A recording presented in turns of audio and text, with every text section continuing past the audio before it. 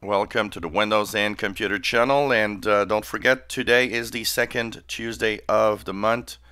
It's Patch Tuesday time, so Windows 10, Windows 8.1, Windows 7, we've got updates, and they could be very, very important, especially for Windows 7 that has that huge security flaw. So basically, head on to your Windows updates. They've been released about 10 minutes ago. As you see here on my machine, I got cumulative update for version Windows 10 version 1809 KB4489899. There's a security update for Flash Player, as you see here. Of course, the Windows malicious software removal tool is updated for March. So there's some stuff happening. Now, I am announcing the updates now. I will be posting a video a little later today. We'll be looking in detail. What does this fix? What are the security flaws in this?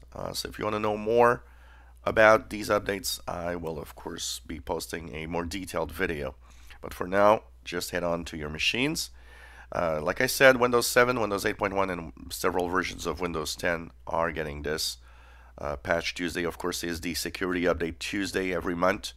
We've been having a lot of these updates, but the second Tuesday is usually really security based. So we'll be looking at this, and we'll be, of course, looking at all the intricate details of what are they fixing in here. Is there a lot of critical flaws and so on? And that's going to come up a little later today when the blog post from Microsoft is officially released with all the details of what we are getting in here for our computers. So just go to Windows updates and make sure that you do apply them. There are some updates that I sometimes will say, well, they're not super important, you don't have to do it.